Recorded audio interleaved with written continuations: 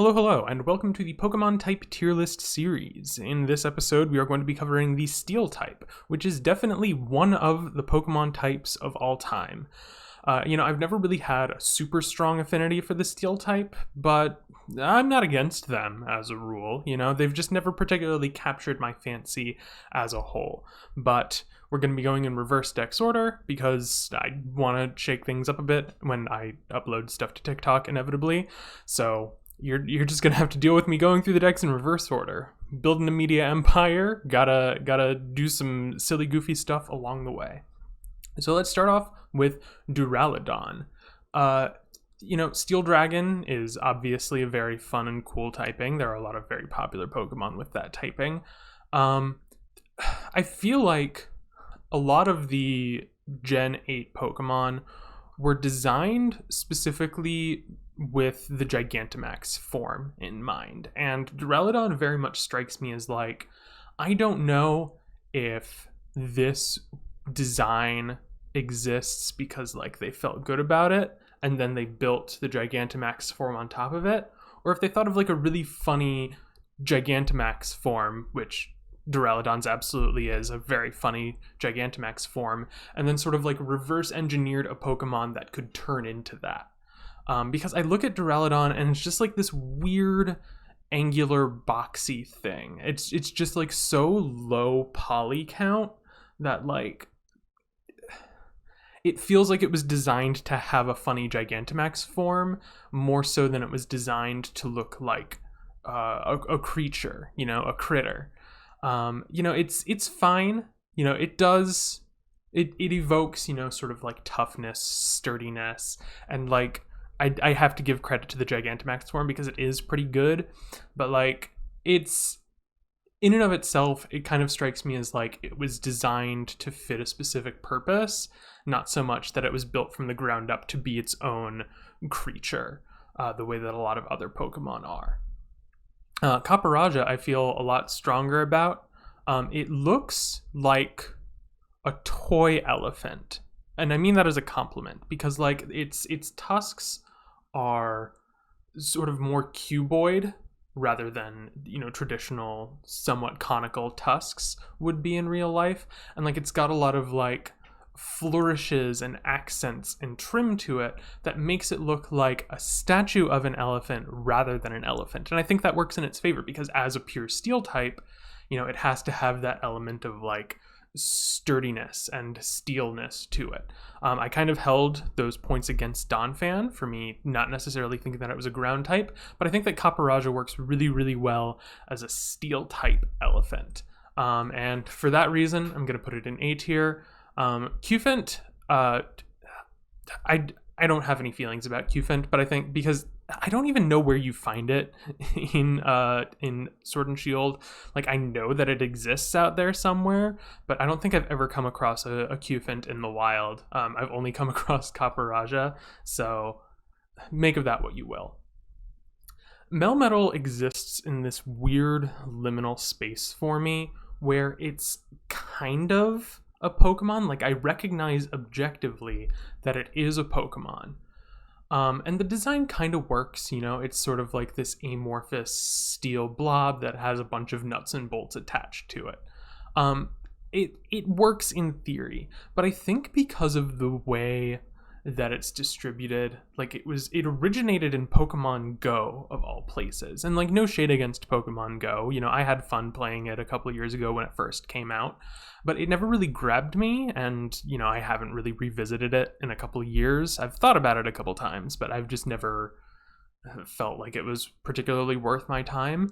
So Meltan and Melmetal originated in Pokemon Go, which like I know exists, I know is a legitimate part of the Pokemon family, but like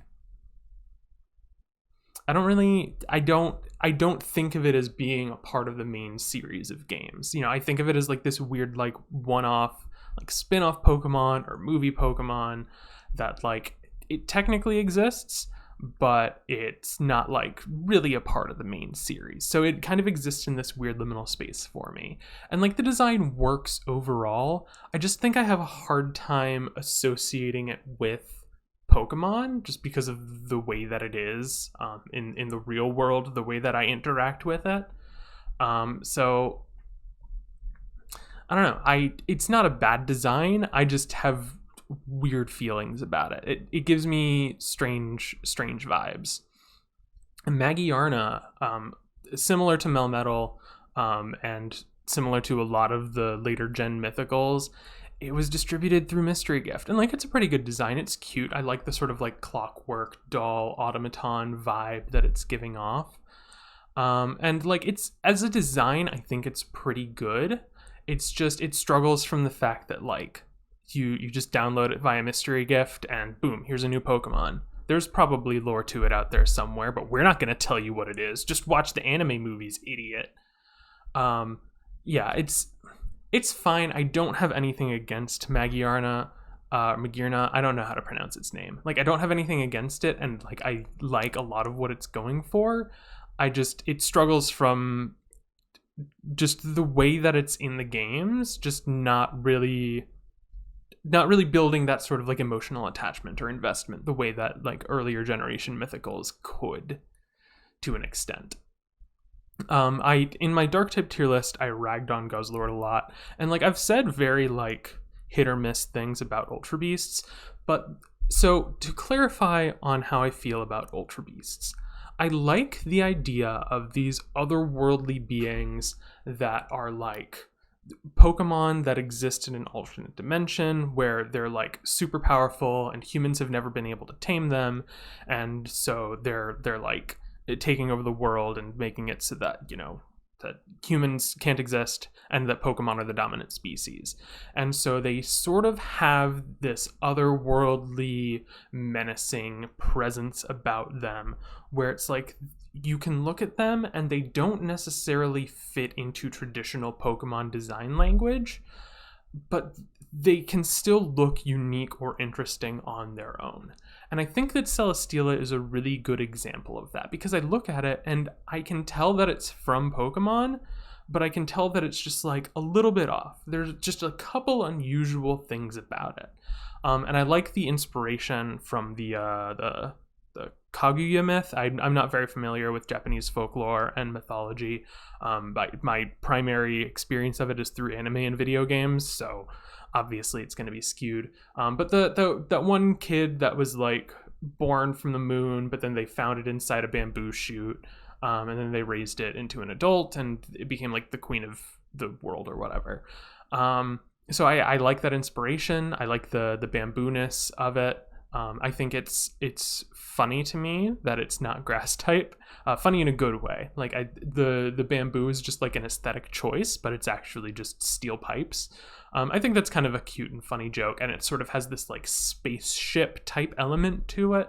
I think based on the inspiration and based on the way that I personally feel that Ultra Beasts should be, in that they break traditional Pokemon design language, but they still make sense as like a coherent physical creature. So for that reason, Celesteela is going to be an A tier for me. And in comes one of the more controversial Pokemon of all time. And don't get me wrong, I am no stranger to hot takes. But yeah, Klefki's an S tier for me. If you don't like Klefki, then I don't know what to do with you. It's a little fairy that steals your keys. That's like the thing that fairies are known to do in folklore, is just like deeply inconvenience you by stealing all of your little shiny items. So having this pixie that takes the shape of a key ring and steals all your keys, I think it works. I think it's fun. I think it's a really, really great concept and a really fun execution of it. I know that object Pokemon are very divisive in the community. I know that a lot of people really, really don't like them, but I like most of them. I like object Pokemon. I think that insofar as like I want Pokemon to look like animals and creatures, like having ones that are based off of like objects, things that basically like mutated out of like some weird like mutation, exposure, radiation, whatever. Like I like the concept of Pokemon that like sort of like sprung out of man-made inventions. and just vibe. They just hang out. I like object Pokemon on the whole, and I think that Klefki is really, really great. And similarly to a really, really great object Pokemon, this one's less controversial, I think, but Aegislash, another S tier for me. The concept of Honedge being a ghost sword and then Doublade is 2, and then Aegislash, is back down to 1 sword, but it also gains a shield. The way it works in battle mechanically is also really fun, but battle isn't taken into consideration. But the design works, it has the more offensive form where it's, sword out, shield on its arm, and then it has the more defensive form where it's all shield. I'm just gonna tank whatever you've got at me with my face. I think that Aegislash is a really strong design. I don't think this one is very controversial. As far as I know, Aegislash is a very popular Pokemon. But yeah, I Gen 6 gave us some pretty good object Pokemon and some pretty good steel types. I think both of them work really well. I think that the Three Musketeer Pokemon from Gen 5 are a pretty good trio, and then Keldeo obviously thrown in there as well. But I don't think that all of them are made equal. Cobalion is probably my favorite of the group. I think that it has the strongest overall design. It shares, the basic quadruped sort of design language, but it has this ascot tuft on its chest, and just the posture and the personality that it displays, I think, is a lot stronger than the other 3 on the whole. I'd give it an A tier. I think that the line as a whole is pretty fun. The quartet, I suppose, is pretty good. But I think that Cobalion is probably my favorite. I like the color blue on it. I think that's fun. I don't necessarily know how to evoke steel type, because that's kind of hard to do in a more organic design. I think a lot of steel types really benefit from leaning into that sort of inanimate automaton kind of vibe. So Cobalion doesn't scream steel to me, because where's the armor, where's the sword, where's the something about it that makes me know that it's made of metal. But that's a pretty small gripe overall in the grand scheme of things. And I like Cobalion on the whole. Klinklang. One of the best jokes that the Pokemon Company has ever told is Kling into Klang into Klinklang. I think that's very funny. I think it's probably the best Pokemon name out of all of them. It's I just laugh every time I think of the name Klinklang, and that gets a lot of credit for me. I like to laugh. I think that Pokemon, when they can hit that right element of silly to them, works really well. And the idea of just sentient gears, perfect for a steel type. I don't think it's quite S tier for me, but just concept, execution, and obviously the name gives it a lot of points in my book. I'd consider it a top of A tier. I'm not big on box legendaries. We all know that I'm not big on box legendaries. Gen 4 was the last generation that were fine. They were on that edge. They were on that edge of being over designed, but they didn't quite teeter over. And I think Dialga's fine. I'm not big on box legendaries as a whole, but it looks steel type, it looks dragon type.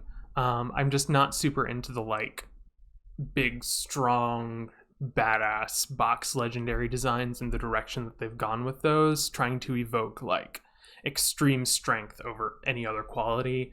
I don't vibe with that necessarily. I want Pokemon that have layers to them, and more personality than just I am big and dangerous. And that's all that Dialga's really giving me, is I am big and dangerous. I can take it or leave it. Bronzong. I like Bronzong. I think that Bronzong and Bronzor are a little bit basic. How Bronzor is just a gong essentially, and Bronzong is like a bell. I think they work. I think they're good. I like the the silly little look on its face from the fact that its eyes are at the bottom of its body. I think there's a lot of good here. I just don't know if it super stands out to me personally. It's got some good. I like mechanically in the game that you can effectively choose which weakness you want, because it can have either heat proof, I think is the name of the ability, or it can have levitate. So you basically get to choose whether you want to be weak to fire or weak to ground. I think that's kind of a fun mechanic for a more defensively oriented Pokemon. But on the whole, I think that Bronzong is just kind of like, it works, I get it, but I don't feel super strongly positively about it. Like, it doesn't bother me, but it's fine. Jirachi is one of the earlier generation mythical Pokemon, and maybe it's just because I grew up watching those movies and I sort of grew out of the anime, but I'm definitely a lot more attached to Jirachi. I also think that it has a stronger base design, like it's a wishing star. Like, you can see from the crown on its head that it's a shooting star, and you make a wish and it grants the wish, and that's sort of like the way that it works mechanically in the game. I think it makes sense. I think it evokes what it's supposed to evoke, and it's a strong design. I do think that if it were introduced later, it probably would have been made Steel Fairy instead of Steel Psychic, because Fairy has more of that like space alien association. But Steel Psychic works because Fairy type didn't exist yet. But yeah, like, it's the shooting star Pokemon. It works. It makes sense, and it's got those like spell tags that Japanese folklore uses on it. It's got a lot of strong elements to it. Outside of just being like cute and being like correct in what it's supposed to evoke, I don't necessarily know if it like excels for me. But yeah, like, I feel good about Jirachi. I think it's a pretty good A-tier Pokemon for me. I like the Regis. I've made it very clear in the videos that I've done so far. I'm a big fan of the Regis. Registeel is probably my favorite Regi. I shouldn't even say probably. Registeel is definitely my favorite Regi. I just love the sleekness of it. Like, Regice and Regirock were both kind of like jagged and crumbly and, like more like built from discrete parts. But Registeel looks like a cohesive creature. Like, it looks like a whole built object that was given sentience. It looks so bulky and sturdy, the way that all the Regis do to an extent. And it ticks the right boxes for me. It looks the way that I want the Regis to look. I've said it before, they could keep making new types of Regis forever, and I would probably like most of them. But Registeel is definitely the cream of the crop for me. It is the top tier of the Regis. Metagross it's cool. I feel like it doesn't do much for me beyond just looking cool. Like, it's a big UFO kind of. It looks cool and it looks like strong and dangerous, but like beyond that, what is there to Metagross? Like, what's your personality? What are your likes and your dislikes? I'm just don't get a lot from it. I don't understand like what kind of like creature it's supposed to be, if it even is supposed to be a creature. It's just like this weird UFO disc thing that's also like a four-legged tank. It's fine. Again, it doesn't bother me, but beyond just like the basic cool factor, it's fine. I'm not a big fan. Aggron I like a lot more. Aggron looks to me like an animal, but it also looks like an armored animal. Like, it strikes that right balance for me of like, I believe that you are an organic creature that has also evolved to like just be armored and sturdy and bulky. I think it's got this sort of like dinosaur element to it. I like the whole evolutionary line, actually. Aron, Lairon, and Aggron I think are all good, and I think they all work within the evolutionary line as well. Like, I see the through line there, which I can't say for a lot of evolutions. So yeah, I do really like Aggron. I have a lot of strong positive feelings about it. And I would put it like middle-ish of A tier. I'd put it above Celesteela, I think. But it's, yeah, I like Aggron. It's not like the cream of the crop, but it's a good design. I like it. The sort of like steel dinosaur golem rock monster thingy. It all works together. And finally, we are here with the original steel type. Has the word steel in its name. How much more could you possibly ask for? I should clarify right now that Onix will be considered separately because they are different primary types. And I mean, Onix is fine. I don't know where I would put it offhand, but I like Steelix. I think that, you know, the rock snake that got a steel coating, I think it works as a concept. I think that Steelix looks big and menacing and dangerous, but I just don't get a lot more than big and strong and dangerous. So for that reason, I'm going to say top of B tier for me. It's not bad, but it's sort of basic. Like it's the first steel type, so I have to give it like a little bit of slack, but I don't know. Steelix just leaves me wanting more. Like if they, I don't know what I want out of it. I just know that I'm not really getting it. It's sort of basic to me. It's sort of like steel coated rock snake. Cool. Nothing against it, but it's not my favorite. But yeah, that's the steel type overall. I can genuinely say that for me, there are no D tiers. I think that even the worst of them are just a matter of like, I'm not really attached to them. I don't super love the aesthetic that they're going for, but I wouldn't necessarily say that they're bad. They're just really not to my taste or kind of confusing to me. So yeah, steel type, no D tiers. I mean, what can you say? Steel is not my favorite type overall, but it's a pretty consistent type, I think. You know, the worst of them are just kind of odd, but for the most part, they have a clear idea of what they're trying to do, and then they just do it. And it works for the most part. For the vast majority of it, it works. So yeah, that's how I feel about steel types. Thank you so much for watching. If you made it to the end, please like and subscribe if you enjoyed and you want to see more. Feel free to request a specific type that you want to see in the future. I think I've only got like 7 types left.